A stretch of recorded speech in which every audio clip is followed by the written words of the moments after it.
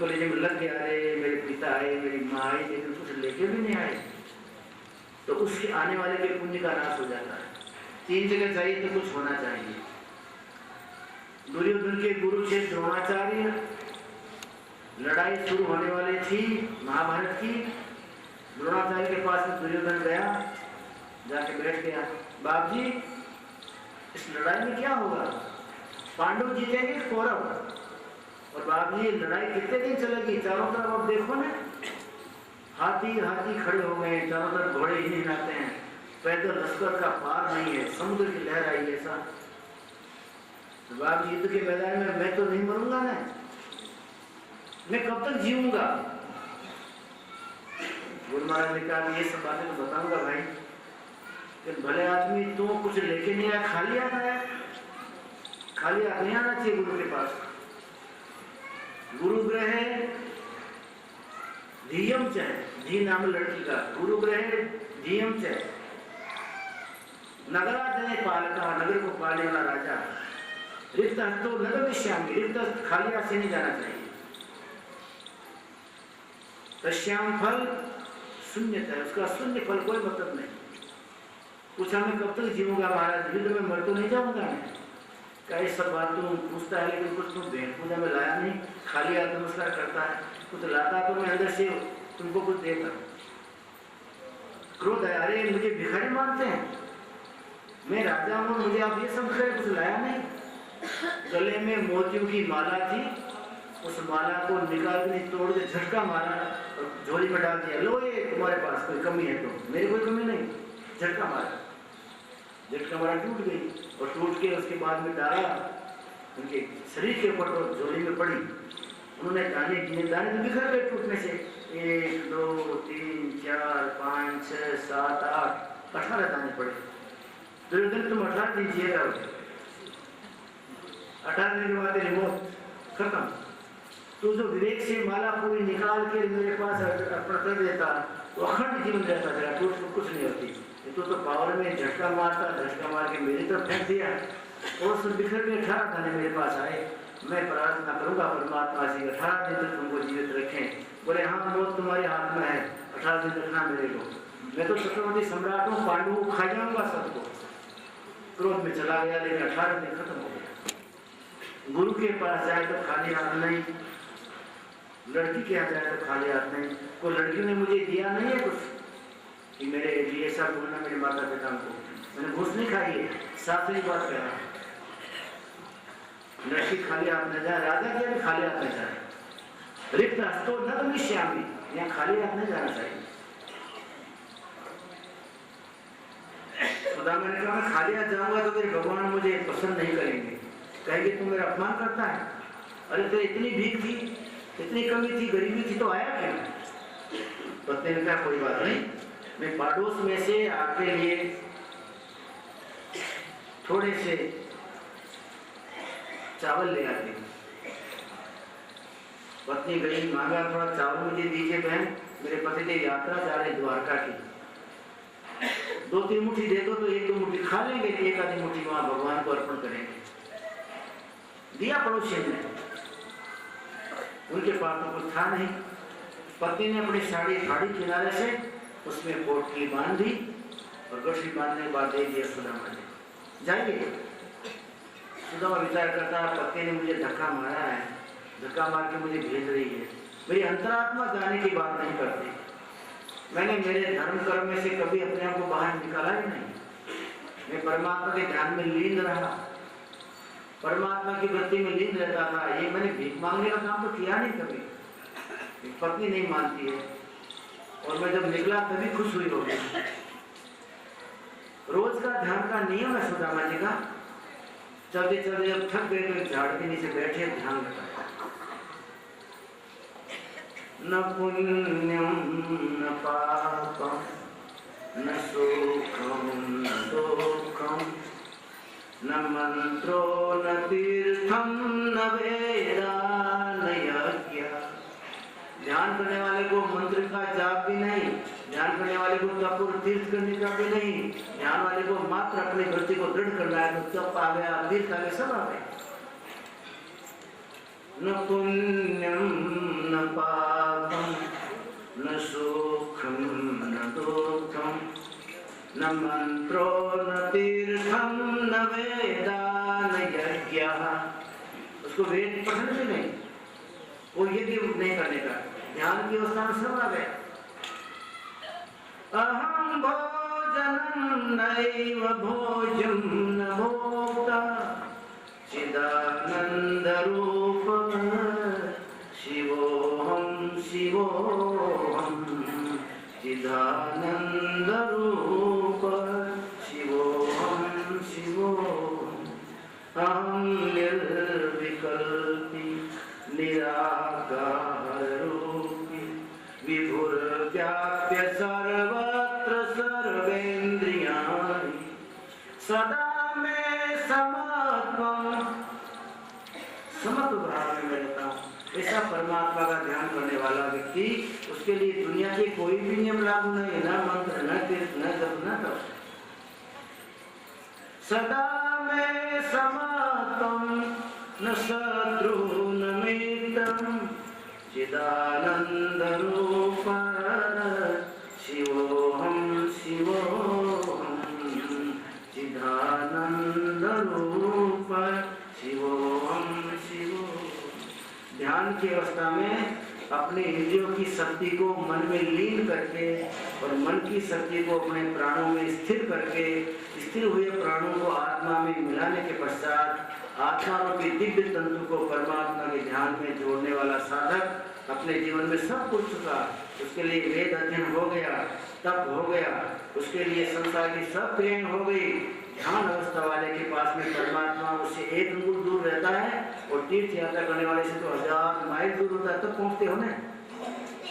ध्यान की कक्षा में जो व्यक्ति बैठा है उस साधक से परमात्मा एक अंगुल दूर होता है। वो अंगुल कौन सा है? वो अंगुल है माया का वो पर्दा जो अंत में एक तीर लगेगा श्रोता का, वो फट जाएगा, तुरंत परमात्मा उसको अपने में समावेश करेंगे। एक अंगुल दूरी है, बाकी और सब क्रियाओं की परमात्मा से 1000 जन्मों की दूरी है। 1000 कोस की दूरी नहीं, 1000 जन्मों की दूरी। परमात्मा आप में पहले हैं और दूसरी जगह बाद में है। मंदिर में होंगे, लेकिन मंदिर में आप जाते हैं तो मंदिर के भगवान देखते हैं, तब तक मन शुद्ध रहता है। और मंदिर के भगवान को आधा घंटे देखते रहो, पौना घंटे देखते रहो, उसके बाद बाहर जब आए तो शत्रु दिख गया तो मंदिर वाले भगवान को भूल गए, आंख में लाल लाल डोरे आ गए, अरे तो मेरा शत्रु है, अच्छा इसको ठीक करना है, मैं भूल गया इसको, किसी को पैसा दूंगा 5-10 हज़ार, इसको तो जिंदगानी में खत्म करूंगा। आपने आधा घंटे तक 1 घंटे तक मूर्ति के दर्शन किए तो आपका मन नहीं बदला कि बाहर में 1 घंटे तक तो आपको वो परमात्मा हर आदमी के बीच में दिखता है। जिसको आपने मंदिर में मूर्ति को देखा, वो मूर्ति आपको किसी के दिल में क्यों नहीं दिखाई देती है? आधा घंटे के देखने के बाद में 1 घंटे तक तो दुनिया के प्राणी मात्र में आपको परमात्मा दिखना चाहिए कि मेरा मंदिर वाला परमात्मा इसमें बैठा है, ऐसा क्यों नहीं दिखता है? मंदिर में है तब तक आपकी बुद्धि शुद्ध है, मंदिर के बाहर है तो बुद्धि क्रुद्ध है। ये तो नाटक है, ये दर्शन नहीं, कनिष्ठ दर्शन है। दर्शन ऐसा है, एक जगह दर्शन करने के बाद उस मूर्ति का दर्शन हर मंदिर में, हर प्राणी के अंदर होने चाहिए। प्राणी है या मंदिर है, हर प्राणी के मन मंदिर में वो मूर्ति आपको इसके अंदर दिखनी चाहिए, तो आपका दर्शन सच्चा, बाकी दर्शन कच्चा। कच्चे दर्शन हम लोग करते हैं। ऋषि मुनि महात्मा भी अपने प्राणों को जोड़ के, तोड़ के, मरोड़ के तो किसी तरह से चढ़ा देते हैं ब्रह्मांड में। नेत्र बंद कर लें तो उनको अखंड मंडलाकारम व्यापक ये चराचरम परमात्मा दिखते हैं। लेकिन जब वो प्राणायाम की विधि को तोड़ देते हैं और नीचे उतर के आंख उगाड़ते हैं तो उनको दुनिया दिखती है, ये मेरा भक्त है, ये मेरा भक्त नहीं है। आपको ध्यान की अवस्था में भगवान दिखता है, ध्यान की अवस्था में परमात्मा दिखता है, और ध्यान के बाद में आपको जगत दिखता है, तो वो साधना बराबर नहीं। नरसिंह मेहता को जगत में सारे संसार के अंदर में कोई प्राणी नहीं दिखता था, उसको सब में भगवान दिखते थे। मेरा कन्हैया बैठा हुआ है। नरसिंह मेहता ने कभी नहीं कहा कि चमार है। एक बार चमार के छोकरों ने कहा, महाराज आप तो अच्छी अच्छी गलियों में जाते हो कीर्तन करने, हमारे मोहल्ले में आइए ना। कीर्तन का नाम लिया कि पैर में घुंघरू बंद गए, चलो भैया। घर छोड़ के चमारों के मोहल्ले में जहाँ चमड़े सड़ते थे वहां पहुंच गए। वहां पहुंच के तो चमार का एक लड़का बैठा हुआ, रात की रोटी थी पड़ी हुई, तो बैठा हुआ घर में खा रहा था। नरसिंह मेहता और बच्चों के साथ में निकलता था। उसने कहा बात भी वही प्रसाद देते थे वो। देखा, ए बाप जी लो प्रसाद लीजिए ना। नरसिंह मेहता दौड़ा, उस बच्चे के आदमी से झूठी रोटी लेके खा गया। ब्राह्मणों ने तो फिर हल्ला मचा दिया जूनागढ़ में, इसको दुष्ट को बाहर निकालो। ये ब्राह्मण कैसा, चमार के छोकरे के हाथ की रोटी खा गया, वो ब्राह्मण है। बुलाया गया सभा में, तुम चमार के छोकरे की रोटी खाए, हाथ की नहीं खाए। अरे झूठ भी बोलता है, कर्म भी करता है कि जो झूठ बोलता है। उसने कहा देखो मैं भगवान का सेवक हूँ, मैंने जिंदगी में झूठ कभी बोली नहीं, मैं झूठ कभी नहीं बोलता। ब्राह्मणों तुमको जो दंड देना हो दो, मैं झूठ तो नहीं बोलूंगा कभी भी, न मैंने बोला है। सब लोगों को साक्षी बुलाया गया, उन्होंने छोकरे के हाथ से रोटी खाई थी, सब ने कहा खाई थी। पूछा फिर खाई तुमने? नरसिंह मेहता ने कहा नहीं मैंने तो नहीं खाई। अरे मूर्ख, सब कह रहे रोटी खाई थी, सबने देखा, दिन की बात है, रात की बात नहीं है, मना करते हो? बोले मना नहीं करता हूँ। लड़का जो कहता है कि बाबा रोटी खाओ तो मैं छूता भी नहीं, लड़के का प्रसाद खाओ बाबा, तुमने प्रसाद खाया, रोटी नहीं खाई। प्रसाद तो कहीं भी हुआ तो मैं खाऊंगा उसको। प्रसाद नाम लेते मुझे परमात्मा की याद आती है, उनके चरण का उसके ऊपर मेरा चिंतन पड़ा हुआ है, मैं प्रसाद खा के आया हूँ। सबने कान पकड़ा कि भाई तो पागल आदमी क्या करोगे, रोटी तो इसने नहीं खाई, वास्तव में इसने प्रसाद ही खाया है। तो नरसिंह मेहता सब जगह घूम लेता था, उसको हर रोटी के टुकड़े में प्रसाद नजर आता था और हर प्राणी के बीच में अपने कन्हैया की झांकी देखता था। हमको तो खाली मंदिर में भगवान देखते हैं, बाकी बाहर मित्र और शत्रु, पत्नी और पुत्र, कुटुंब और बिना कुटुंब, मेरा और अपना पराया, ये सारा पंपाल हमारे अंदर फिट है। हमारी मंदिर की मूर्ति के सब बराबर है। इसके लिए शास्त्र का ध्यान कीजिए। ध्यान की अवस्था में परमात्मा की शुद्ध बुद्ध झांकी होती है, ध्यान की बिना नहीं।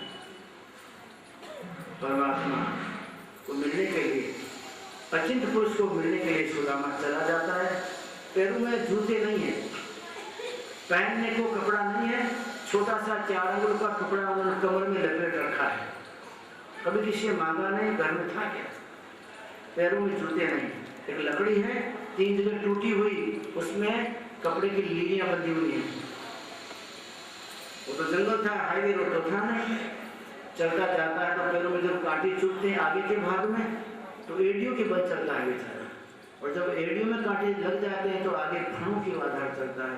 ऐसे चलते चलते तो थक गया और पैरों में कांटों के जाल बिछ गए, चारों तरफ कांटे कांटे कांटे कांटे हो गए।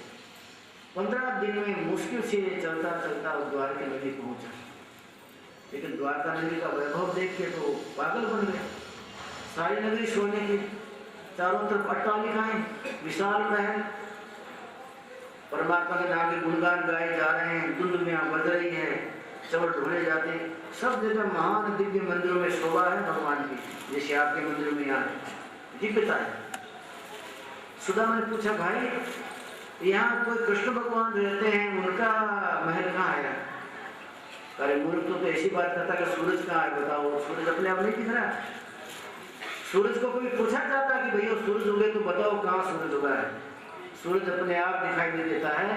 तुम घूमो थोड़ी द्वारका नगरी में, जहाँ विशाल भवन बने हुए हों और हाथी जहाँ घूम रहे हो, चारों तरफ मदमस्त हाथी, और बाहर पहरेदार खड़े हो लाइन बंद, जय जयकार बोली जा रही हो, देश देश के राजा मिलने के लिए लाइन लगाए खड़े हो, लेकिन नंबर नहीं आता 3-3 दिन में, ऐसा राज दरबार दिखे कृष्ण भगवान का।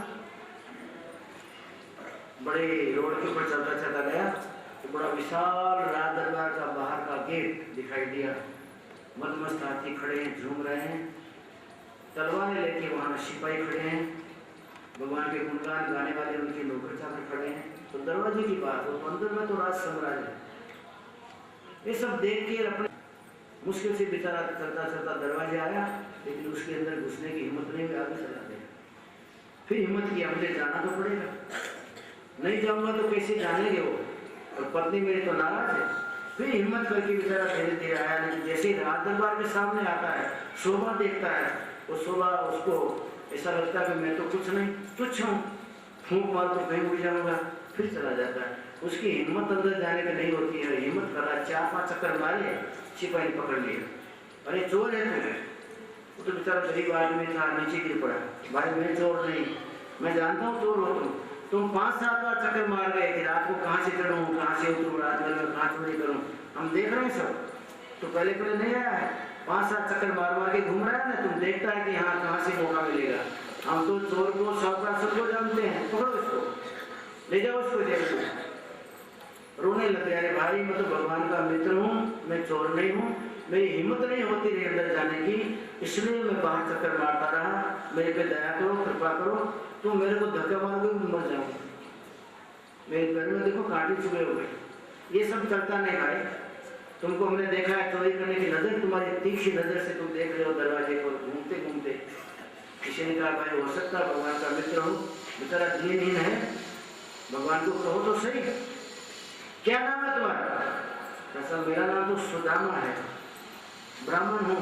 आप बोलना है भगवान को कि सुदामा नाम का ब्राह्मण आया है। इस समय दोपहर का समय था, भगवान तो भोजन के लिए बैठे थे, तैयारी हो रही थी, सोने की झाड़ी भर के रुक्मणी महारानी आई और उसके बाद में भोजन के थाल लाए गए। भगवान ने पैर धोके और जैसे भोजन के लिए बैठने की तैयारी की थी, रक्षक आया, चौकीदार आया, महाराज एक कोई ब्राह्मण आया है, न तो पैरों में जूते हैं, न सिर पे कोई पगड़ी है, न शरीर पे कंकड़ पहनने को कोई उसके पास में वस्त्र है, कमर में छोटी सी एक पतली सी 4 अंगुल की पट्टी लपेट रखी है और हड्डी सिवाय शरीर में कुछ उसके पास है नहीं। इस तरह का दीन ब्राह्मण है, लेकिन कहता मैं भगवान का मित्र हूँ। शीश पगान जगा तन पे, शीश पे कपड़ी नहीं, शरीर पे जगह माने पहनने का कपड़ा नहीं। शीश पगान जगा तन पे, प्रभु जाने को आई बसे के ही ग्राम, धोती फटी सिलाती दुपट्टी और पायों पा नहीं की नहीं सामा। लपेटी हुई धोती टूटी फूटी है, पैर में जूतियां नहीं है। पूछत दीन दयाल को धाम, बतावत आपनु नाम सुदामा। शीश पगान जगातन पे, प्रभु जाने को आई बसे के ही ग्राम, धोती फटी सिलाटी दुपट्टी और पायों पा नहीं की नहीं श्यामा। द्वार खड़ो द्विज दुर्बल दीन, रहो चकी सुधा अभिराम। पूछत दीन दयाल को धाम, बतावत आपनु नाम सुदामा। दीन दयाल प्रभु आपका नाम पूछ रहा है और सुदामा नाम कहता है सुदामा। सुदामा नाम सुनते भगवान बैठे थे आसन के पीछे कूदे, मानो 100 स्प्रिंग लगा दी गई और नीचे दौड़े, सुदामा सुदामा सुदामा करते दौड़े। तो कौन तरीका है? सुदामा नाम में क्या वस्तु है भाई? ये कोई खाने की है कि ओढ़ने की है कि पहनने की है? भगवान कभी किसी वस्तु से इतने लालायित नहीं हुए कि कूद के और दौड़ जाते। आज तक मैं जब से भगवान के जीवन में आई हूँ, मैंने प्रवेश किया है, तब से ऐसा तो कभी देखा नहीं भगवान को कूदना पड़े। क्या कारण है? पूछा सखियों से, दासियों से, सुदामा क्या होता है? महारानी हमको भी नहीं मालूम। ये तो आज हम पहले पहले देखते हैं भगवान दौड़े जा रहे हैं, पीताम्बर कहीं गिर गया, भगवान का मुकुट कहीं गिर गया, हाल बेहाल हो गए। और जैसे कोई हजारों वर्षों में कोई वस्तु मिलती हो, सुदामा सुदामा सुदामा करते दौड़े। नाम रे सुदामा का सुनकर दौड़े गिरधारी, नरसिंह मेहता। नाम रे सुदामा का सुन दौड़े गिरधारी, ए जी प्रभु जी लिधो चैन तेड़ी रे, तेड़ी माने गोदी में ले, प्रभु जी लिधो चैन तेड़ी रे, आंखों मां पाड़ा आंसुड़ा रे, ए जी तारे आंगनी जे कोई आवे तो आवकारो मीठू आप जे रे। नरसिंह मेहता कहता है, तुम्हारे आंगन का नाम पूछ के, तुम्हारे घर का नाम पूछ के कोई गरीब बेचारा आता है तो कहना आओ आओ, उसको आवकार देना, उसका सम्मान करना, नहीं बोलना घर में कोई नहीं है, पापा बाहर गए हैं, वो बेचारा 3 दिन से तुम्हारा पता ढूंढता ढूंढता मुश्किल से आया है, पर पापा तुम्हारे बाहर गए तो इसको मार डालना है जिंदगी क्या?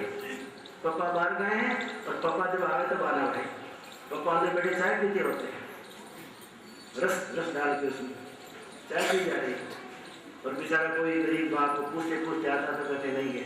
कृष्ण भगवान इस घटना से समझाते हैं, तुम्हारे घर का नाम पूछ के, तुम्हारे आंगन का नाम पूछ के कोई आता हो, आवकारो, मीठा उसको सम्मान देना, आपसे सम्मान देना। तुम्हारे घर का नाम लेके कोई आए, मीठा सम्मान दीजिए, उससे परमात्मा खुश होते हैं। और तुम्हारे घर का नाम लेके आए और घर बंद करो, बोलो पापा नहीं है, तो तुम्हारे घर के पुण्य लेके चला जाता है, फिर घर में सत्यानाश। ए जी तारो आंगन पूछी कोई आवे तो, आवकारो मीठो आप जे नाम रे सुदामा का सुन दौड़े गिरधारी, नाम रे सुदामा का सुनी दौड़े गिरधारी,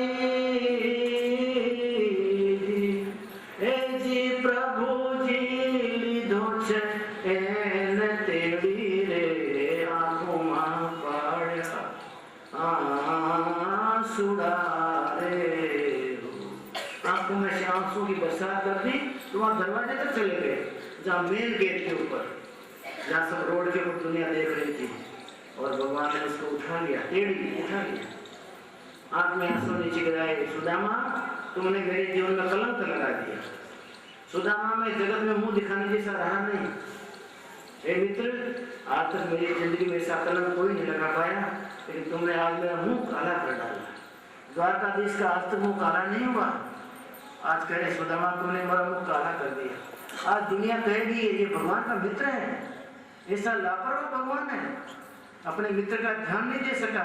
जिस मित्र के शरीर में हड्डियां रही, न प्राण है, न चमड़ा है, न मांस है, जिसके पैर में पहनने को जूते नहीं, जिसके तन पे बदन पे कपड़ा नहीं, ऐसा मित्र होता है भगवान का। और मित्र है तो भगवान ने ध्यान क्यों नहीं दिया? आज दुनिया तुमको देख के मेरे माथे कलंक लगा देगी कि देखो इतने लापरवाह भगवान है, ये तो 1000 आने के चक्कर में पड़ गए, भक्त का ध्यान नहीं देते हैं। सुदामा तुमने मेरे यश कीर्ति का सत्यानाश कर डाला। दुखी होकर रो रहे हैं, और सुदामा को अपने कंधे पे चढ़ा दिया, तो भगवान चलते चलते आए। आने के बाद में सीधा अंतर महल में सिंहासन था, वहां सुदामा को बैठा दिया। महारानी गर्म पानी की झाड़ी ले आओ, जल्दी करो, गर्म पानी की झाड़ी ले आओ, एक परात ले आओ, मेरे मित्र के पैर धोने हैं, ये मेरा बड़ा भाई है। जब हम पढ़ते थे तब कितने सूत्र मुझे याद नहीं होते थे। ये सुदामा नाम का ब्राह्मण मेरा बड़ा भाई मुझे सूत्र याद कराता था, इसका उपकार मैं भूलूंगा नहीं। झाड़ी लाओ, झाड़ी लाने में तो देर हुई, परात धोने में देर हुई, इतने में भगवान ने अपने आंसू के पानी से उसके पैर धो डाले। कब तक रास्ता देखते? पानी परात को हाथ छुयो नहीं, नैनन के जल सु पग धोए, देख सुदामा की दीन दशा, करुणा करके करुणा निधि रोए। आज तक जिंदगी में कृष्ण ने सबको हंसाया, रोए नहीं। पहले जिंदगी में इतने महान भयंकर रूप में रोए हैं। ये भक्त मैं तुम्हारी रक्षा न कर पाया, मैं तुम्हारी सुध ही न ले सका, ये भक्त मैं तुम्हारा पता न लगा पाया, मेरे भक्त की क्या दशा है, मेरे को धिक्कार है, मेरे को धिक्कार है। अपने भक्त की दीन दशा देख के भगवान दीनहीन बन गए। ऐसे भगवान को छोड़ा जाता है? इससे भगवान को क्या छोड़ा जाए, उसको तो पूछना चाहिए। ऐसा भगवान ही काम का अपने भक्त की दीन दशा पे खुद रोने लग गया। देख सुदामा की दीन दशा, करुणा करके करुणा निधि रोए, पानी परात को हाथ छुयो नहीं, नैनन के जल सु पग धोए। अपने अश्रुपात से पैर धो डाले। इतने में तो दौड़ती दौड़ती रुक्मणी आई, झाड़ी लाई, एक दासी परात लेके आई। भगवान ने उसका पैर ऊपर लिया और जैसे पानी गिराना चाहा तो पैरों में कांटे कांटे कांटे देखे। अरे इसके पैर में तो कांटे कांटे चुभे हुए। भगवान को दुख हुआ, मित्र तुम्हारे पास पहनने को जूते भी नहीं थे। कंटक जाल लगे पुनि हुए, कांटों के जाल देखे भगवान की आंखों से आंसू की धारा डबल हो गई। हे भक्त तुमने तो मेरा भाग्य ही ठोक डाला। फिर ये दशा थी तुमने जान भी नहीं की, मुझे जानकारी नहीं की। किसी के साथ संदेश भेज देता कि भगवान मैं आपका भक्त सुदामा यहाँ हूँ, बस इतना पूरा था। तुमने मेरा मुंह काला कर दिया, कलंक तो लगाई दी, लेकिन मेरे भाग्य में फोड़ डाले। बड़े भाई तुमने मुझे जानकारी क्यों नहीं दी? पत्नी शिखा जाओ चिमटी ले आओ कांटे निकालने, दौड़ो चिमटी ले आओ, दौड़ो चिमटी ले आओ, चारों तरफ इशारा किया। सब पटराने दौड़ रही, कोई पूर्व में कोई पश्चिम में। ये कोई गोपाल का घर थोड़ा ही है कि उसके घर में चिमटी होगी कांटा निकालने वाली। वो जंगल में गाय लेके जाता है तो उसके पास चिमटी होती है। ये तो राजरानी का घर है, कांटा के साथ चिमटी कैसी? चिमटी ले आओ, चिमटी ले आओ, न ला पाई, ढूंढ रही सारे। भगवान ने दोनों दांतों की चिमटी बना के अपने मुंह से दांत लगा कर सब कांटे खींचता है। भक्तों ने कहा बाप जी आपने तो सिर्फ कर्म के कांटे निकाल दिए। सब सुदामा के कोई भी जो कुत्सित कर्म रहे होंगे सारे के सारे कर्मों के कांटे भगवान ने निकाल दिए। अपने भक्तों के कर्म के कांटे प्रभु ऐसे निकालते हैं। भगवान नरसिंह मेहता के पीछे जूतियां लेके तो दौड़े हैं, भक्त तुम पहन ले, लेकिन नरसिंह मेहता के पैर में मुंह लगा लगा के कांटे नहीं निकाले। सुदामा नाम के ब्राह्मण के चरणों में से अपने दोनों दांत की नीचे ऊपर के दांत से चिमटी बना के सब कांटे निकाले, खूब पैर धोए। इसके बाद गर्म पानी से स्नान कराया। मित्र नहाओ, बहुत दिन से स्नान नहीं किया, स्नान करो। गर्म पानी से स्नान करने के बाद कहा मेरा पीताम्बर ले आओ महाराज। भगवान का खुद का पीताम्बर पहनने का बड़े बड़े भैया को पहना है। मेरा नीचे का पहनने का मुक्ता भी ले आओ। मुक्ता पहना दिया, नीचे धोती पहनाई जरी किनारी वाली जिसमें सोने की जरी लगी थी, और भगवान ने खुद का पीताम्बर को पहनाया। उसके बाद में भक्त को पूरा करने के बाद चंदन लेके जैसे तिलक करने गए तो भगवान के सामने अपने भक्त का भाग्य दिखाया, कपाल दिखा, ललाट देखा, ललाट में भाग्य रेखा लिखी थी, भगवान ने पढ़ी। भगवान तो दिव्य है, अंतर ज्योत से भाग्य रेखाएं पढ़ी। इसमें लिखा था श्री क्षय, श्री नाम लक्ष्मी का, क्षय नाम नाश, इसके जीवन में लक्ष्मी का नाश। भगवान ने कहा इसीलिए बेचारा दरिद्र है। देखो विधाता ने कैसा खिलवाड़ किया। मेरे भक्त के भाग्य में लिख दिया श्री क्षय है, श्री का क्षय हो जाएगा, इसके पास लक्ष्मी नहीं रहेगी। बहुत बड़ा विद्वान तो होगा ही, बहुत बड़ा ज्ञानी होगा, चतुर होगा, ध्यानी भी होगा, भगवान का भक्त होगा, लेकिन श्री क्षय, लक्ष्मी का क्षय होगा। भगवान ने वही चंदन की जो अंगुली से वो तिलक कर रहे थे उसे लिख दिया, यक्ष श्री उल्टा कर दिया। श्री क्षय यक्ष श्री, यक्ष नाम कुबेर का, कुबेर के धन से भी ज्यादा धन संपत्ति इसके भाग में हो, ऐसा लिख दिया भगवान ने। परमात्मा ऐसा कर सकता है, संत कर सकते हैं। किसी के भाग्य में लिखा हुआ ना हो तो संत उसको मेट देते हैं, दूसरा लिख देते हैं। अफर फरावे वृक्ष नयन को दिन करे। संत महात्मा एक रात्रि के लिए उस पेड़ के नीचे भजन कर ले जिसमें फल नहीं लगते हो, और परमात्मा को याद कर लें तो परमात्मा और देश का चैतन्य महात्मा में तो उतरता है, फल में भी जल और जल में फल कर देता है। और जिस पेड़ में कुछ नहीं लगता उसकी डालियां में फल हो जाती है। अफर फरावे वृक्ष, बिना फल वाले वृक्ष को परमात्मा फल वाला बना देते हैं। अफर फरावे वृक्ष रेन को दिन करे, और बांझे बेटा दे वेद गूंगा पढ़े।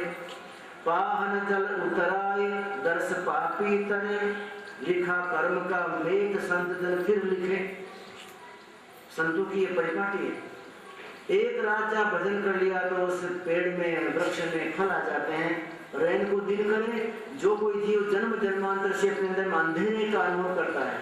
आप कभी रात्रि में बैठिए घर में 2 बजे रात को और आंखें बंद कीजिए तो अंदर में आपको अंधेरा दिखेगा, प्रकाश नहीं दिखेगा। प्राणी मात्र के घट मंदिर में माया अपना थाना लगा के बैठी तो अंधेरा ही होगा ना, प्रकाश कहाँ से आएगा? प्राणी मात्र जन्मता तब से माया उसको लपेटी रहती है, और माया के गहन अंधकार में उसको कुछ सूझता नहीं प्राणी को। आपके हमारे घट में गहन अंधकार है। संत महात्मा का संग कीजिए, ध्यान की और योग की क्रिया के द्वारा संत अपने संकल्प के द्वारा आपके जन्म जन्मांतर के अंधेरे हृदय मंदिर में प्रकाश कर देते हैं। रैन को दिन करे, यहाँ वाली रात में दिन नहीं, ये तो कुदरत का क्रम है कि दिन के बाद रात, रात के बाद दिन, इसमें रैन में दिन नहीं। लेकिन आपके जीवन में जो गहरी रात है, कभी दिन हुआ ही नहीं, कभी सूरज उगा नहीं जिंदगी में, उसकी जिंदगी में संत महात्मा संकल्प करे, परमात्मा इसके घट में जन्म जन्मांतर से अंधकार है, आज मेरी कृपा से प्रकाश हो जाए, तुरंत ही उसके अंदर में दीपक जल जाते हैं ज्ञान के। उसको लगता है मैं ऐसा दिव्य शक्ति का मालिक था, इतना दिव्य प्रकाश मेरे घट में था, मुझे क्या पता। संत की सेवा करके बिखर जाती नहीं। पेड़ भी संत की सेवा करे तो फल मिलता है, और कोई भक्त सेवा करे तो उसके अंधकार में रात्रि के जीवन में प्रकाश उठता है। अफर फरावे वृक्ष रैन को दिन करे, बांझे बेटा दे, जिस स्त्री को पुत्र नहीं होता हो, संत की सेवा से उनके संकल्प से परमात्मा उसको पुत्र देता है। वेद गूंगा पढ़े, गूंगा आदमी एक अक्षर बोल सकता नहीं, वेद की तो कहाँ बात।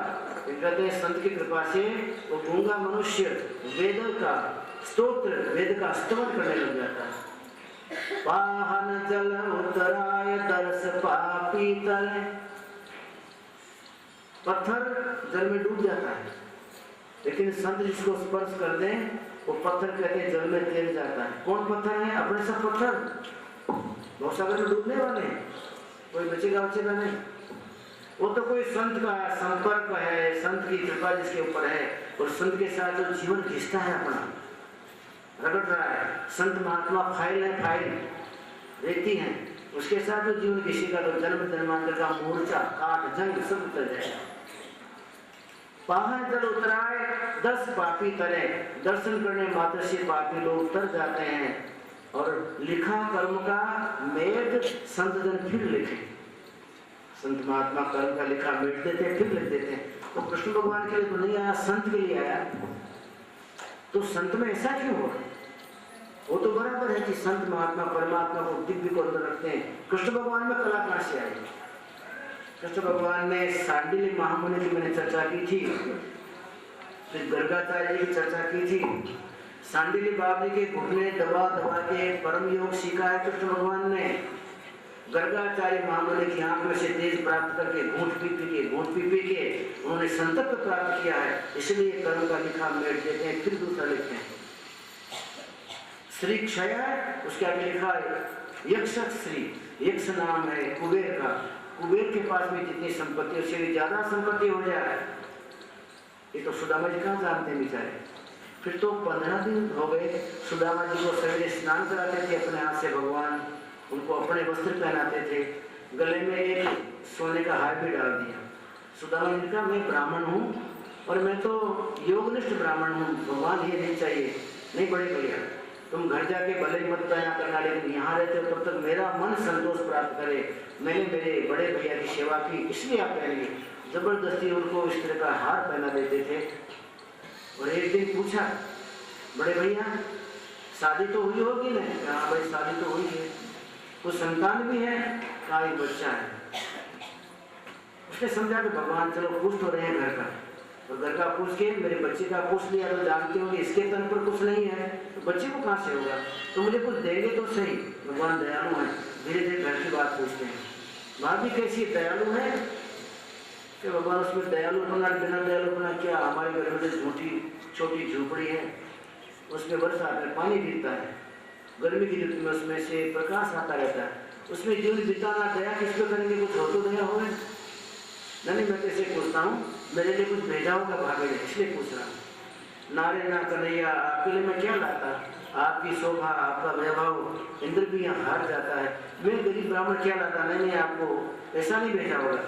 जब आप कहते हैं भाभी की सुशील है तो सुशीला भाभी ने कुछ भेजा ही होगा जरूर। इधर कर देखा, इतने में उनके बगल में दबाई जो गांठ थी, गांठ में दबाई हुई चावल वाले, उसको झटका मारा, गिर पड़ी, भगवान ने उठा लिया। बोलो देखो मेरी भाभी कभी भी मुझे याद की बिना थोड़ी रहती है। इतने में रुक्मणी बोली, महाराज ये बेचारे गरीब ब्राह्मण को क्यों हैरान कर रहे हैं, इसको झटका मारते और गिरा देते हो, दुखी है, दीनहीन है ये। और भगवान ने अपने आंखों में वो डोरे लाल खड़े किए, विष्णु पितामह के सामने डोरे थे उससे 4 गुणे। मेरे भक्त को तुमने गरीब कैसे कह दिया? बस ये बात भगवान को लग गई, रुक्मणी आज से तेरा त्याग करता हूँ। मेरे भक्त को तुम गरीब कहती है इसको, जिसके पैर मैं धो रहा हूँ, जगदरा गंदी इसके पैर धो रहा है, इसके पैर के कांटे में चिमटी से खींच रहा हूँ, मुंह की चिमटी से मेरे पीताम्बर पहन रहा है ये व्यक्ति, और मैं इसके साथ में बैठ के बड़े भैया कहता हूँ, और तुम कहते हो कि इस गरीब को बेचारा हैरान करता हूँ। मुझे और सब बातें ठीक लगी रुक्मणी, मेरे इस बड़े भैया को तुमने गरीब कहा, बस ये मुझे ठीक नहीं लगा। गांठ बांध ली भगवान ने, और रुक्मणी तो झूठने लग गई। अरे मेरे मुँह से क्यों निकल गया, मैं तो दीनहीन भाषा में कहती थी, मेरे को कोई इसके ऊपर क्रोध नहीं था, इसलिए कहती बेचारा गरीब है, इसको हैरान परेशान न करिए। भगवान को बुरा लग गया, भगवान को बुरा लगा, आंख में से मारो अंगारे खा रहे हो, तुमने मेरे भक्त को गरीब कहा, ये कैसे तुमने कह दिया, तेरी हिम्मत कैसे हुई, रुक्मणी गरीब है।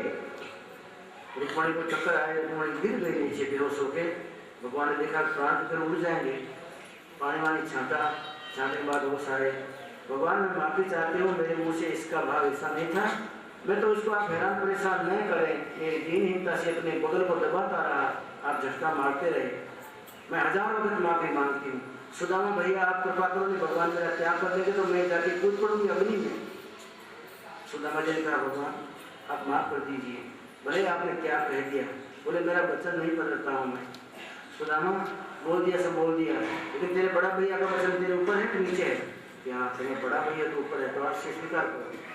बड़े भैया ने बात को ठीक कर दी, और घर के बड़े भैया तो बिगाड़ते होंगे पता नहीं मुझे, घर गृहस्थी में तो बड़े भैया अपना खींचता है, छोटा भैया अपना खींचता है, कौन किसी का रखता है, लेकिन ये बड़े भैया ऐसे थे कि मेरे कारण से एक कृष्ण स्वीकार करो। रुक्मणी का स्वीकार हुआ, रुक्मणी ने गांठ पकड़ी, जिंदगी में कभी ब्राह्मण के विरुद्ध नहीं बोलूंगी, कभी भी कुछ नहीं कहूंगी, ब्राह्मण देवता को 1000 नमस्कार करूंगी, लेकिन ये गरीब है, दीनहीन है, कभी मेरी जिंदगी में बोलूंगी ही नहीं।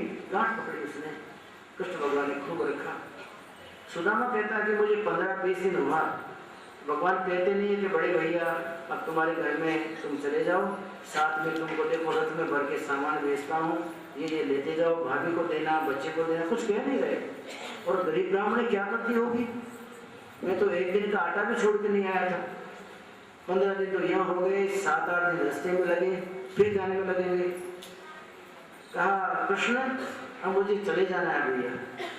अरे बड़े भैया रोहन क्यों चले जाते हो, देखो थोड़े दिन में आपके शरीर का चमड़ा ऊंचा आ गया, शरीर ठीक हो गया आपका, मैं आपको देख के दुखी हुआ था, सुखी हूँ, मेरे बड़े भैया का शरीर ठीक हो रहा है, कुछ रहो।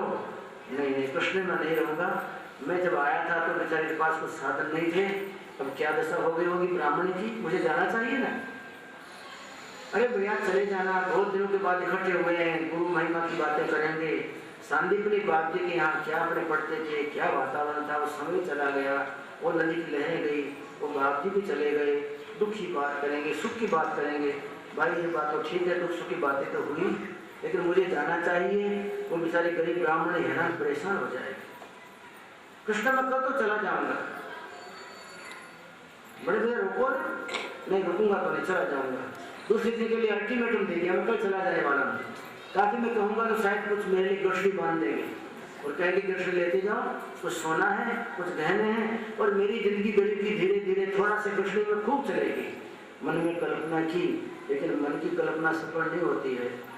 जब दूसरे दिन भोजन किया, दुपट्टा तो वही ओढ़ा हुआ है भगवान का, सोने की जरी वाला, मुकुटा भी वही पहना है, धोती भी सोने की जरी वाली, हाथ में छड़ी है, उसमें हीरे जड़े हुए, भगवान की खुद की छड़ी दी हुई, गले में 15 तोले की वो माला थी, चैन भगवान की दी हुई पहनते थे, ताकि भगवान मुझे पूछ नहीं रहे क्या चाहिए, शायद देंगे कि नहीं, न दे तो कोई बात नहीं, लेकिन मैं पहना हूँ, वो जो मेरे को ऐसा ले जाने दे तो ही मेरा भला हो जाएगा, ये रहे तो अच्छा है। फिर कहा कृष्ण भगवान से, कृष्ण अब मुझे जाना है, नहीं रुकोगे? नहीं, जाना ही पड़ेगा, रुकूंगा तो नहीं, तो कोई बात। रुक्मणी वो बड़े भैया की धोती ले आओ, पहन के आए थे, बड़े भैया धोती पहन लो, इसको निकाल दो। सुदामा ने कहा नहीं कृष्ण तेरे क्या कमी है, सब मकान सोने के बने हुए हैं, मुझ गरीब के ऊपर तुमको इतनी दया नहीं आई, वो छोटी छोटी धोती वही पहन के जाऊंगा। मन में विचार करते थे तो नहीं सकते ब्राह्मण, जल्दी कर, भैया को जाने का है, वो धोती पहना दी, भैया ये मुक्ता है, धोती मेरी निकाल दो। अच्छा भैया पीताम्बर भी निकाल दो, पीताम्बर निकाल दिया। रुक्मणी वो 3 जगह टूटी लकड़ी ले आओ, भैया को लकड़ी दे दो, इनकी लकड़ी है, लकड़ी हाथ में दी और वो हीरे जड़े लकड़ी थी ले ली, आंखों से आंसू गिर पड़े। ये परमात्मा किसी को परमात्मा देता है लेकिन उसको दिल नहीं देता है। इसको दिया तो है खूब संपत्ति, सारे महल असबाब और लाखों आदमी दरवाजे खड़े खड़े पल रहे हैं। मेरा जैसा एक गरीब ब्राह्मण को शरीर में भारी पड़ गया, सब आदमी आनंद मजा करते हैं। दुखी हो गया सुना, मैंने 15 दिन बेकार गंवा दिए, इससे अच्छा कि आटा मांगता तो मेरे घर में 15 किलो आटा तो होता। ले लो लकड़ी, लकड़ी ले लिया। भैया मेरी तो इच्छा ठीक है, तुम रहते अच्छा, कभी फिर याद हो तो आना। खुदा मैंने कहा मेरी जिंदगी में मर जाऊँ तो इधर मैं सोऊंगा नहीं, आऊँगा क्या? मेरा सिर करके द्वार का तरफ नहीं सोऊंगा, आने की बात तो गई है, लेकिन तुम्हारी तरफ मुंह नहीं करूँगा। भगवान ने क्या तुमको बाकी रखा है, लेकिन तुम्हारे दिल में कुछ नहीं है। अच्छा भैया ध्यान रख के जाना, भाभी को मेरा याद देना। बोले हाँ सब ठीक हो जाएगा, तुम तुम्हारी मेहनत करो, मुझे कुछ कहने का नहीं। दुखी होता होता वापस आया, अरे मेरे फिर कांटे चुभ जाएंगे। न मुझे टूटी फूटी जूती दी और मेरे वही कपड़े टूटे फूटे धुलवा के रख दिए थे, वापस दिए। चलता चलता गया तो फिर 8 दिन लगे, फिर पग में कांटे चुभ गए। आगे के भाग में कांटे चुभते तो एडी से चलते, एडी में चुभते तो आगे से चलते। दीनहीन दशा में सुदामा मुश्किल से आया। जहाँ झोपड़ी थी वहाँ देखा किसी सेठ का महल बन गया। मैं जब चला गया ना तो पीछे से मेरी ब्राह्मणी किसी सेठ के साथ मिल गई और किसी सेठ के घर में बैठ गई है। कोई संपत्ति वाला सेठ रहा होगा, उसने कह दिया होगा क्यों इस गरीब ब्राह्मण के घर में भीख मार के मर रही हो, मेरे घर में रहो, प्रेम से खाना पीना महल बना देता हूँ। तो किसी सेठ के साथ मिल ली और मेरे जैसे ब्राह्मण को इसने लात मार दी, चक्कर आने लगे। फिर चारों तरफ महल की तरफ चक्कर मारती थी। मेरी झोपड़ी आसपास में गई थी, वो मेरी झोपड़ी कहाँ चली गई? और झोपड़ी में गरीब ब्राह्मण रहती थी, वो भी नहीं है, न मेरी झोपड़ी है। मैं कहीं भूल तो नहीं गया हूँ?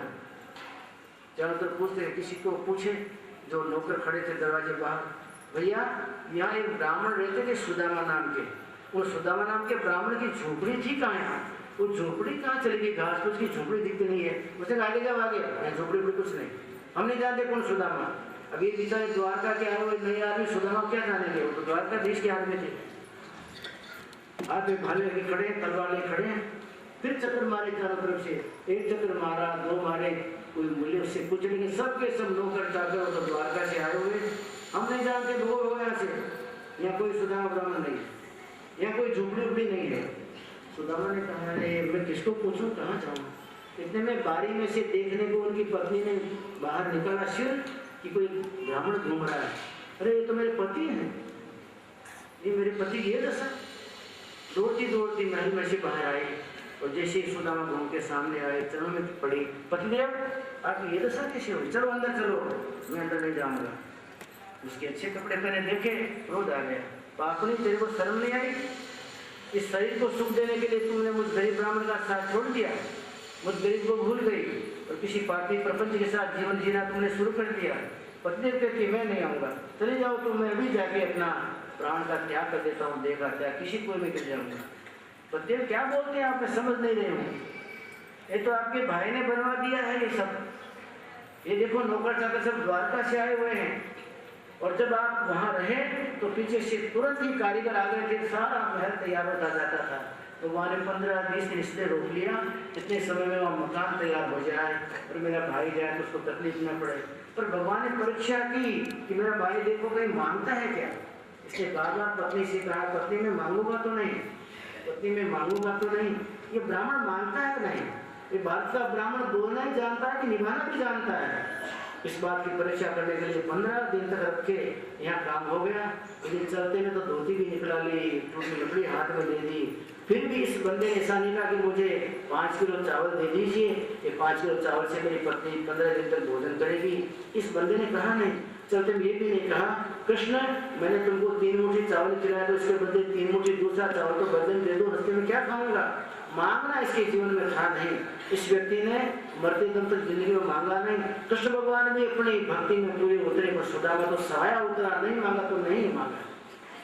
पत्नी पैरों में पड़ गई, पतिदेव ये आपका घर है, आपके छोटे भाई कृष्ण ने घर बनवाया है और देखो ये आपका बालक है। तब सुदामा को होश आया।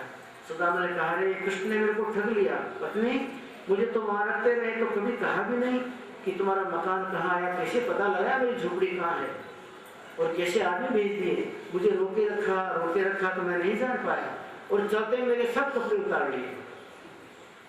मैंने समझा रहे इसके जैसा तो कोई भी मन का मगरूर कोई नहीं होगा, लेकिन मेरा परमात्मा जो अपने मन में विचार के भक्त को सुखी करता है, मैं क्या जानूंगा।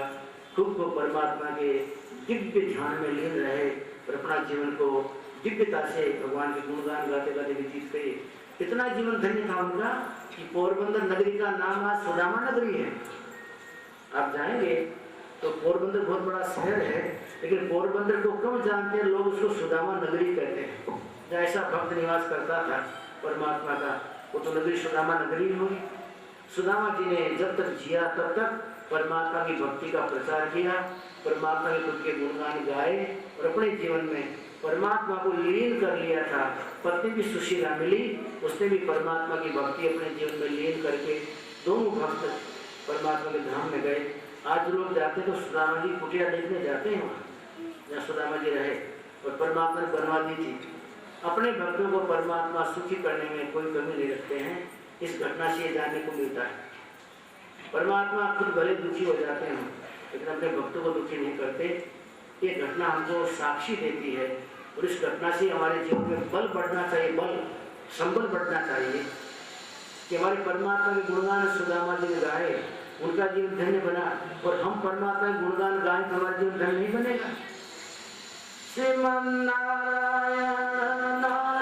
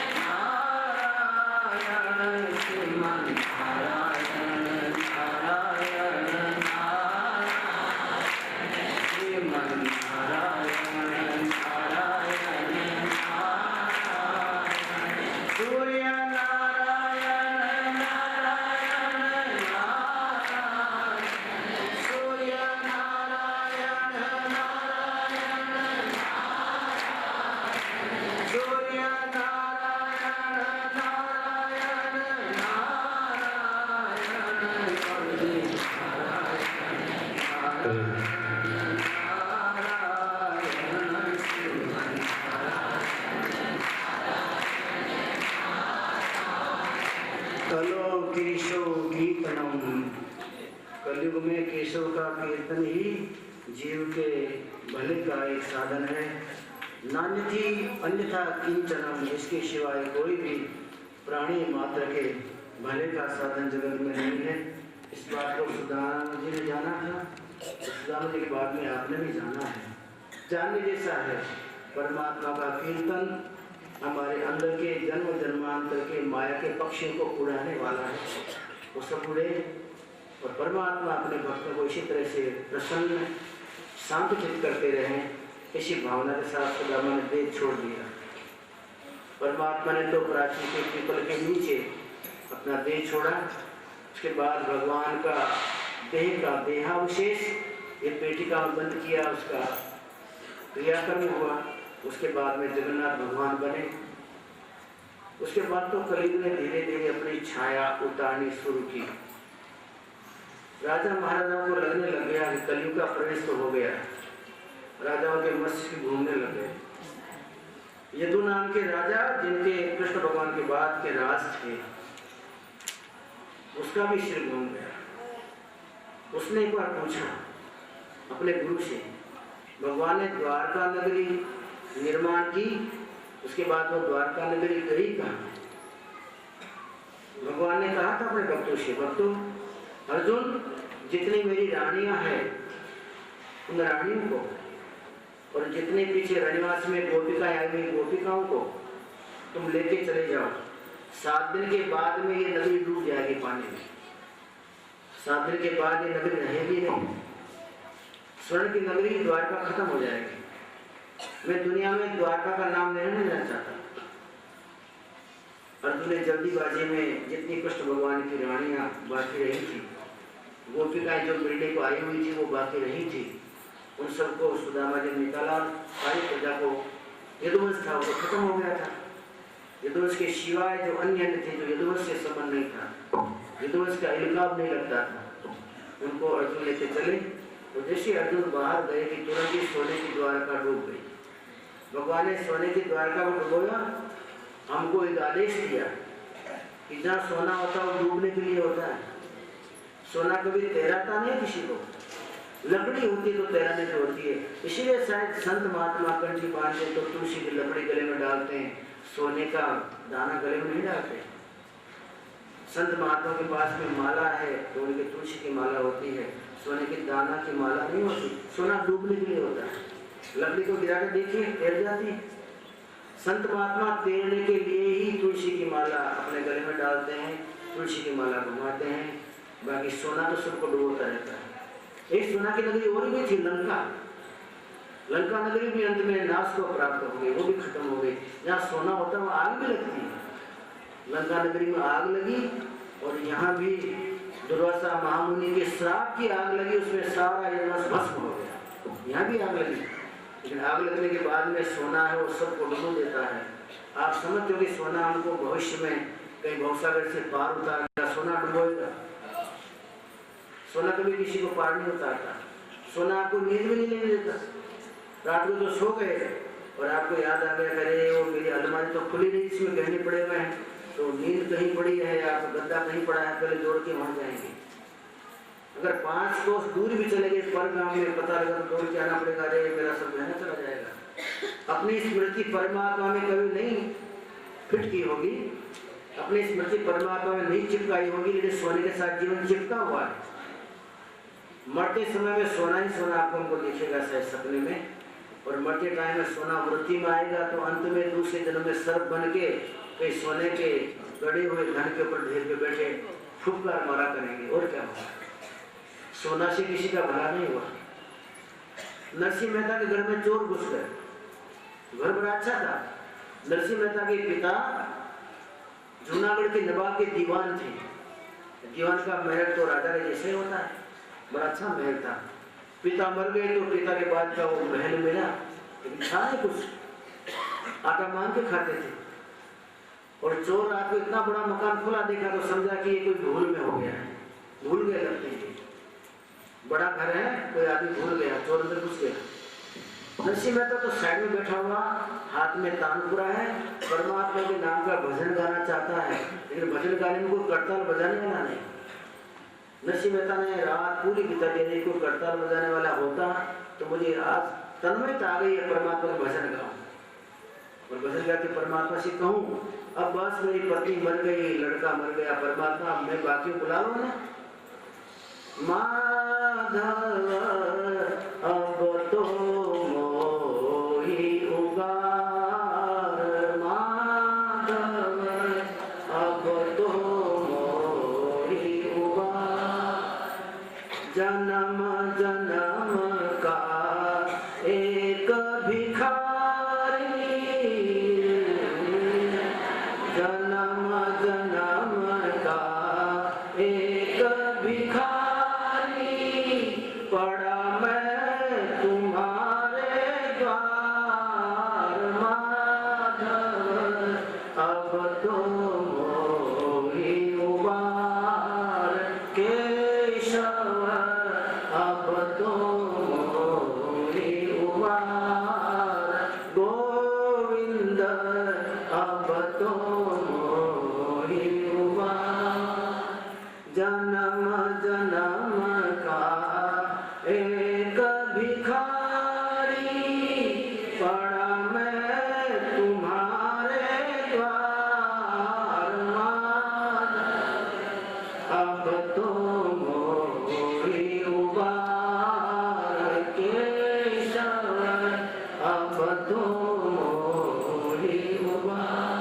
हे परमात्मा, जन्म जन्मांतर का भीख मांगता भिखारी, भक्ति की भीख, आपके दर्शन की भीख मांगने वाला भिखारी आपके दरवाजे पड़ा हूँ। मुझ गरीब पे कभी आपकी नजर आए ऐसा तो करिए, मैं आपकी नजर में आ जाऊँ, बस यही चाहता हूँ, कुछ नहीं चाहता। नरसिंह मेहता प्रार्थना करता है, लेकिन कोई करतार बजाने वाला नहीं है, दुखी है कि मैं चोर घूमा अंदर और हर दरवाजे में देखे तो घर खुला पड़ा, लेकिन हाथ घुमाए कुछ नहीं। कहीं खूंटी देखता तो कहीं माला लटक रही है तुलसी की, कहीं कोई तानपुरा लटक रहा है, कहीं कोई करताल लटकती है, कहीं कोई ग्रंथ रामायण का है, कहीं भागवत है, लेकिन कहीं कोई उसको ले जाने सा नहीं मिला। 3 घंटे तक चक्कर मारे पूरे बंगले में, चोर ने कुछ मिला नहीं। उसके बाद में कहा रहे रात को 12 बजे आया था, 4 बज गए और मेरा समय सब बेकार चला गया, चलो तो चला जाऊँ कहीं। 4 बजे इतने में बेचारा चोर धीरे से निकलता था कि ध्यान गया नरसिंह मेहता, अरे भाई खड़ा है क्या नरसिंह मेहता? बस चोर क्या है भाई, कुछ बात है नहीं, लेकिन एक काम करना, थोड़े हाथ में करताल ले ले और करताल बजा देख, मैं भजन गाता हूँ फर्स्ट क्लास। उसने कहा करताल जो बजाऊंगा तो मेरे घर में रसोई में ताला लग जाएगा। तुम तो क्या बैठे बैरागी बाबा, मैं तो चोरी करता हूँ ना बाबा, तो घर में कुछ मिलता है, तुम्हारे करताल बजाऊंगा तो मेरे घर में ताला लग जाएगा, कौन रसोई बनेगा, कहाँ से आएगा कुछ? और भला हो के ऐसा करना, अब के बाद कभी दरवाजा खुला मत रखना। ये बड़ा घर देख के मेरे मूर्ख अंदर घुस जाता है, 4 घंटे से हाथ घुमा रहा हूँ दीवारों में, हाथ काले हो गए भाई, कहीं कुछ नहीं मिला। भला करके भजन गाया करो, अपना बंद रखा करो दरवाजा। मेरे जैसा चोर बेचारा हैरान परेशान होकर जाएगा। अब 4 बज गए, अब तो कहीं जा भी नहीं सकता, अब तो सीधा घर ही जाऊंगा ना। अच्छी मेरी रात तुमने बिगाड़ दी। नरसिंह मेहता घर में क्या देखा चोर? जहाँ हाथ डाले वहाँ तुलसी की माला, जहाँ हाथ डाले तो वहाँ करताल लटक रही है, जहाँ हाथ डाले वहाँ एक झोले में रामायण लटक रही है, और नरसिंह मेहता मस्त बैठा हुआ है। नरसिंह मेहता के गले में तुलसी की माला है, कौन नहीं झपटा मारने पाएगा? चेन पहन के जाएंगे बाजार में, कोई झपट मारेगा और तोड़ेगा तो आपको लगेज भी सही, ले जाए तो कोई बात नहीं, लेकिन चीरा पड़ जाएगा, यहाँ तकलीफ तो होगी। तुलसी की माला प्रेम से पहनिए और प्रेम से पहनने के बाद में तुलसी वाले को याद कीजिए और कभी कभी उसकी याद में डूब जाइए, आनंद मग्न होइए। ऐसा प्रेमामृत का स्वाद आएगा, ऐसा स्वाद जगत के किसी जोग में नहीं, भोग में नहीं, रोग में नहीं, वो तो परमानंद की अनुभूति करे वही जानता है। ऐसे ऐसे भक्त हमारे भारत में हमको दिव्यता का संदेश देते चले गए। यदुराजा ने देखा मेरे भारत के ऊपर में कलयुग की छाया घूम रही है, मुझको खुद को भी शांति नहीं है। यदुराजा अशांत बन गए, अशांत अवस्था में यदुराजा बैठे हैं। एक दिन आंध्र प्रदेश में, ओखा प्रदेश में, गिरनार की तराई में जाने की इच्छा हुई। उधर से निकले तो बाप जी को बैठा देखा। बाप जी ऐसे बैठे हैं मानो सारे जगत का मालिक यही हो। आंखें आधी ऊपर चढ़ी हुई हैं, आधी आंखें नीचे हैं और चेहरे के ऊपर परम शांति छाई हुई है। एक हाथ अपने घुटने के ऊपर है, दूसरा हाथ गाय माता के ऊपर है। इधर झोली लटकती है, 3 सिर हैं, 6 हाथ हैं और ऐसी एक दिव्य मूर्ति बैठी हुई है। यदुराजा पास में गए, यदुराजा ने प्रार्थना की, भगवान मैं पूछ सकता हूँ आपका क्या नाम है? भगवान ने कहा मेरा नाम तो दत्तात्रेय, लोग मुझे बोलते हैं। बाकी दत्तात्रेय भले बोलते होंगे, लेकिन शांति तो तुम्हारी बात की है। मैं इस प्रदेश का राजा हूँ बाप जी, लेकिन न रात को नींद आती है न दिन को चैन होता है। आपको देखा तो ऐसा लगा कि आदमी इस लोक का नहीं है, परलोक का आदमी है। ऐसा व्यक्ति मैंने देखा नहीं। मेरे पास धन के ढेर है, लेकिन कभी शांति से नींद नहीं आती, दिन को चैन नहीं होता, लेकिन आपको तो इतनी शांति है मानो सारा ब्रह्मांड आपकी मुट्ठी में है। तो कहा भाई है, क्यों नहीं है? अरे राजन, जिसके हृदय में संतोष विराजमान है उसकी मुट्ठी में सारा ब्रह्मांड है, और संतोष जैसा कोई धनी नहीं। मैंने अपने जीवन में संतोष प्राप्त किया भाई, मैंने अपने जीवन में हाय हाय नहीं रखी, हाय हाय की उपाधि को फेंक दिया और संतोष को धारण किया। महाराज ऐसा दिव्य स्वरूप आपका, ऐसा दिव्य जीवन। आपके गुरु कौन? गुरु तो मैं क्या कहूँ तुमको राजन, मेरे 24 गुरु हैं और मैंने एक एक गुरु से एक एक शिक्षा लेके उसको जीवन में उतारा। आदमी गुरु करता है लेकिन गुरु की शिक्षा को जीवन में नहीं उतारता। उसकी शिक्षा देता हो, उसे शिक्षा ले लीजिए, बहुत हो सकते हैं। और दीक्षा देने वाला अपना सिर मूंद के चेला बनाने वाला, दीक्षा देने वाला। दीक्षा गुरु एक, लेकिन शिक्षा गुरु तो अनेक। मेरे शिक्षा गुरु अनेक है, दीक्षा गुरु तो मेरे एक ही। अति मानव ने मेरे गुरु हैं, उन्होंने मुझे दीक्षा दी, लेकिन शिक्षा तो मैंने बहुत जगह से ली। राजन, सुखी होना हो तो प्राणी को जीवन में थोड़ा सा परिवर्तन लाना चाहिए। अगर हम जीवन में परिवर्तन नहीं लाते हैं तो हम सुखी नहीं हो सकते। हमारे शास्त्रों में लिखा है, सवेरे आप उठिए, उठ के दोनों हाथों को मरने के बाद उनको देखिए और ये भावना कीजिए कि मेरे इस हाथ के अगले भाग में सरस्वती है, मूल में गोविंद है और महालक्ष्मी है। ये तीनों के मैं दर्शन करता हूँ। आपके हाथ में लक्ष्मी है। आगे उठ के जो प्रयत्न में लग जाता तो लक्ष्मी उसके हाथ में है। कराग्रे वसते लक्ष्मी, कर मध्य सरस्वती, कर मूले तो गोविंदे प्रभात कर दर्शनम। इसका मतलब ये है कि सवेरे होते ही आपको अपने कार्यक्रम की जानकारी होनी चाहिए। सवेरा होते ही आपको अपने सरस्वती का सहारा लेके परमात्मा का गुणगान गाना चाहिए और सवेरे होते ही लक्ष्मी प्राप्ति के लिए लग जाना चाहिए। धर्म में, कर्म में और धन तीनों में लगे तो आपका जीवन धन्य है। सवेरे उठ के हमारे ऋषि मुनि महात्मा सबसे पहले यही काम करते थे, हाथ को मल के देखते और कहते करके अग्रभाग में लक्ष्मी, करके मध्य में सरस्वती और कर्मा ने हाथ के नीचे गोविंद परमात्मा है। परमात्मा दर्शन करना चाहिए। फिर दोनों नाक में जो श्वास चलता हो, ये नथुना और ये नथुना दोनों साथ नहीं चलते। जब ये बायां नथुना चलेगा तो दाहिना बंद होगा, दाहिना चलेगा तो बायां बंद होगा। नियम है ऐसा, जीवन का निर्माण ऐसा है। इनको स्वर बोलते हैं। जो नथुना चलता हो उसी पैर को धरती पे रखिए। स्वर है आपके नाक में जो चलता है पवन, उसको स्वर बोलते हैं। स्वर वो ईश्वर है। और सही बात है, आपके शरीर का ईश्वर तो प्राणी तो है। प्राण चला गया तो शरीर मुर्दा बन गया, और प्राण चला गया तो सब कहेंगे ये तो मर गया। प्राण है तो सब कुछ है, इसलिए स्वर को ईश्वर कहा गया।